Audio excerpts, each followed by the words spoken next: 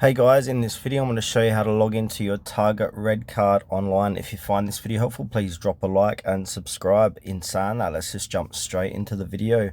Alright, so what you first need to do is open up your web browser, and then from here type in Target RedCard login, and then go ahead and click search. And now from here, in the Google search results, you got your Target credit card login. So from here, it's cam.target.com. So go ahead and click into that website. And now, as you can see, you need to put in your username and password and then click on sign in. If you've forgotten your password or username, you can simply click on forgot your username or password, and that will go through the steps how to recover each one of those. So as you can see up here, so if you forgot password, you could please enter your username and email address, or if you've forgotten your username, please enter your email and click submit, and then go through the process to get them back.